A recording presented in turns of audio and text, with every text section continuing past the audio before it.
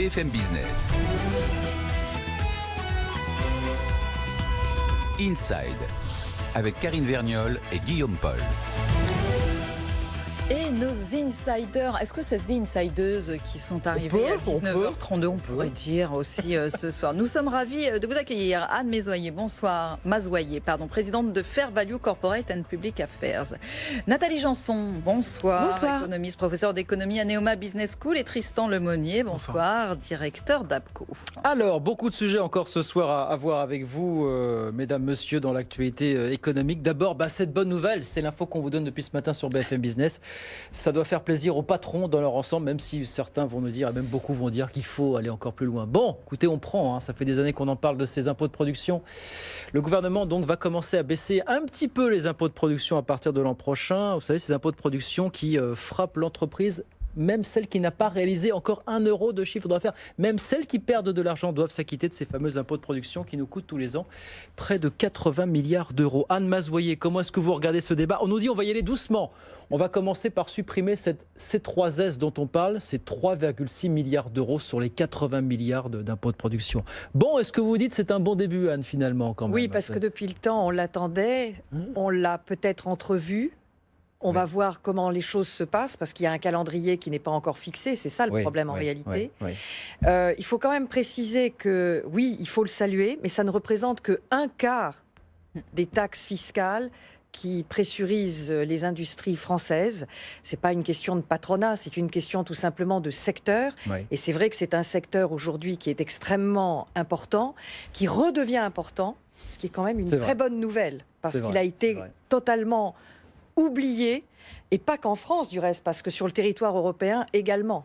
Donc oui, c'est une excellente nouvelle. Mais quand même ce chiffre qui claque, qui fait mal, c'est quoi ? 70-80 milliards d'euros aujourd'hui les impôts de production, le différentiel par rapport aux Allemands, c'est considérable. On avait un chef d'entreprise à votre place tout à l'heure qui disait, voilà, d'entrée de jeu, moi je pars avec des boulets aux pieds, disons-le carrément, par rapport à nos voisins allemands finalement. Il disait que ça représentait 2 salariés. 2 salariés, l'équivalent de 2 salariés tous les ans qui partent dans les impôts de production. Voilà. Alors c'est pas que derrière les Allemands, nous sommes aussi derrière les Italiens, puisque aujourd'hui l'industrie ne représente pour la France que 10% de son PIB, et les Italiens, et c'est pour ça qu'ils arrivent à équilibrer leur balance commerciale, je parle sous votre contrôle, mais je pense que ce sont des questions de chiffres importantes, eux c'est 15%, c'est quand même déjà beaucoup plus. Et c'est vrai que nous sommes bien loin derrière les Allemands. Alors on parle toujours des Allemands, mais parce qu'ils sont exemplaires à ce titre. Oui, c'est ça. Nathalie Janson, comment est-ce que vous regardez ce débat c'est clair que les impôts de production gênent énormément pour permettre une activité économique à la base, puisqu'effectivement, comme vous l'avez rappelé, l'impôt de production, on le paye quoi qu'il se passe. Donc forcément, c'est un empêcheur de créer de l'activité. Et à juste titre, de ce point de vue-là, la France occupe une place qui n'est pas très bonne dans le classement européen. Oui. Et en effet, si jamais cette fameuse arlésienne de la baisse des impôts de production se réalise, c'est en effet, on va vraiment. Là, c'est une politique de l'offre. Oui. Il y a encore du boulot quand même. Oui, c'est une petite ouverture, mais effectivement, ça, par contre, ça relève effectivement de la politique de l'offre. On va vraiment faire en sorte d'avoir une incitation en fait à l'activité économique, tout simplement. Mais on nous dit vraiment, et on nous dit on va y aller doucement parce que Tristan, parce que les caisses sont vides. Oui, les caisses sont vides. Non, mais voilà, disons franchement, même Bruno Le Maire, il y a quelques mois, le disait entre les lignes, les caisses sont vides, Donc, il le disait d'ailleurs, il fallait démarrer tôt. Il le disait, je crois, encore le 13 février. On va démarrer doucement parce qu'on a des contraintes face aux finances publiques. Après, le Conseil d'analyse économique avait jugé, déjà, je crois que c'était en juin, avait dit que cette taxe était nocive. Après, même si c'est aujourd'hui un petit pas, je pense que c'est un signal positif, notamment pour les investisseurs étrangers.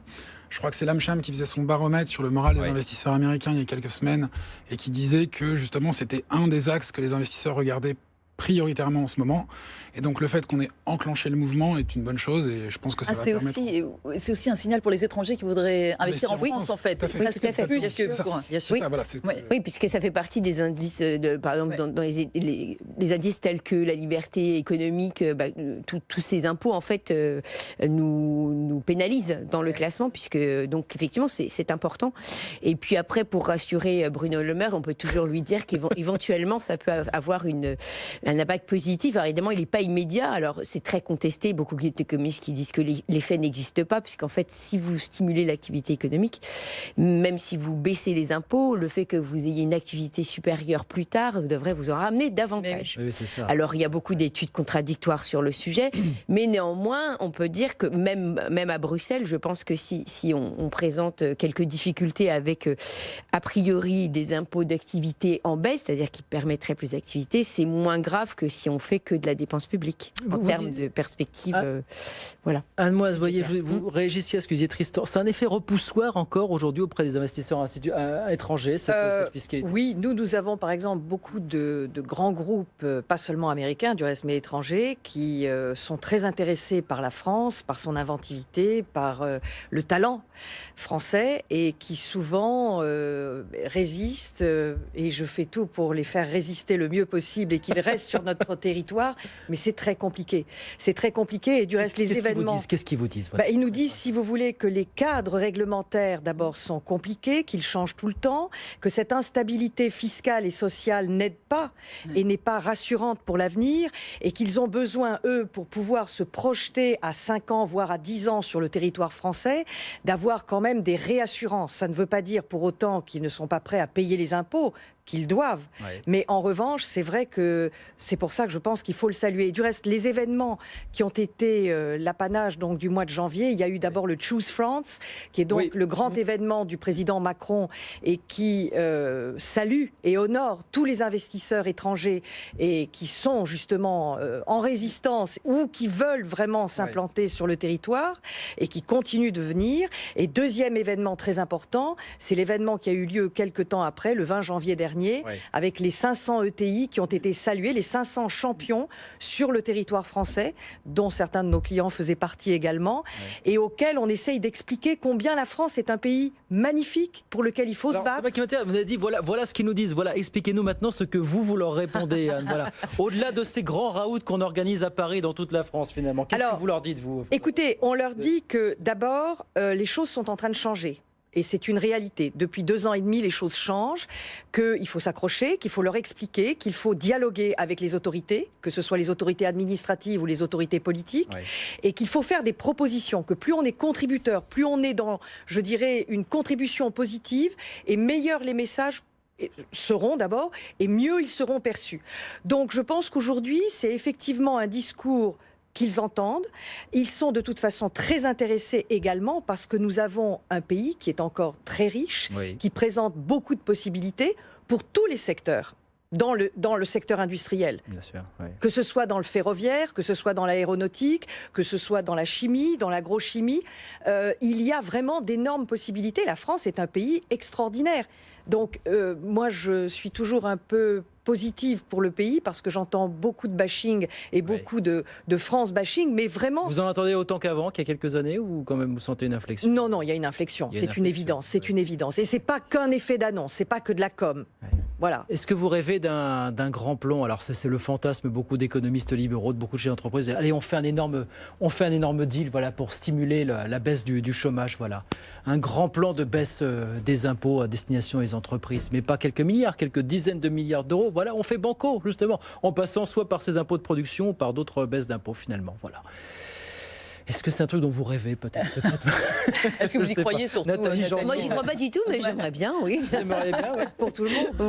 Oui, je pense que de toute façon, on l'a jamais essayé en France. Enfin, on a beau dire qu'on est un pays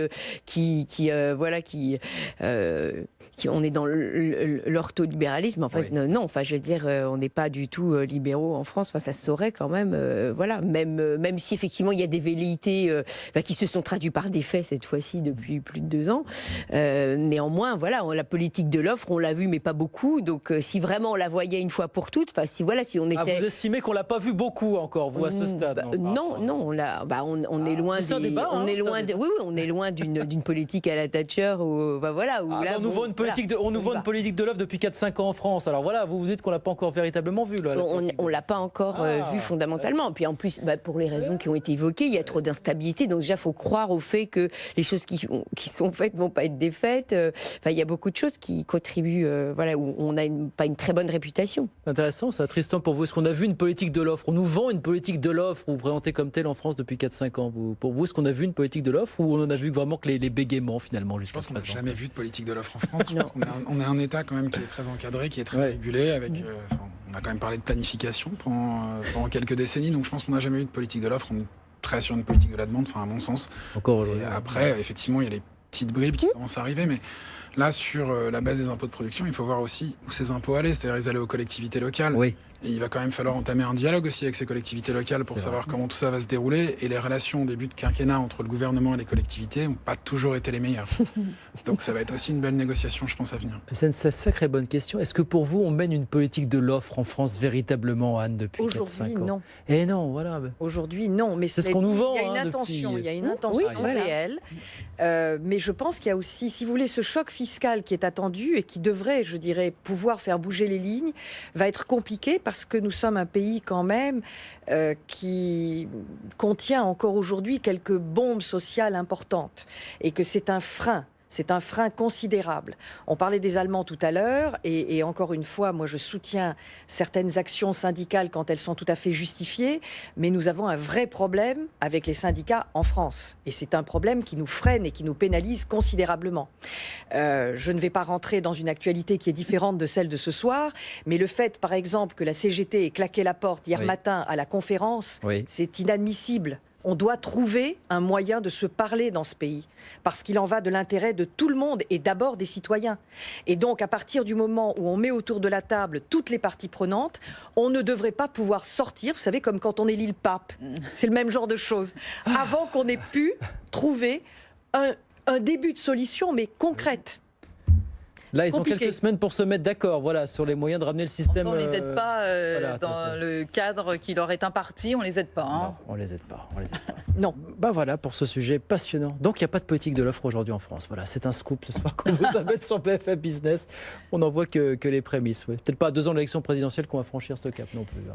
Ça me semble difficile parce qu'il va y avoir ça va être compliqué pour se faire réélire. Là, on est à quelques encablures des municipales. Enfin, il y a toujours quelque chose qui fait que. Mais il y a toujours quelque chose qui fait qu'on n'a pas de politique de l'offre en France. Voilà. Mais il y a une intention, c'est ce qu'on retiendra. Bien, merci à tous les trois. On marque une petite pause, on revient dans un instant et puis on va parler d'Europe un petit peu, Karine. Oui, parce que ça faisait longtemps. Là aussi, ils ont du mal à se mettre d'accord en Europe. Il n'y a plus le Royaume-Uni, mais c'est tout aussi compliqué. Ils ont commencé à discuter, ce sera encore plus même. Et notamment aussi sur la politique agricole commune. La France va devoir batailler sur ce sujet, mais sur d'autres aussi. À tout de suite. BFM Business, Inside, au cœur de l'écho.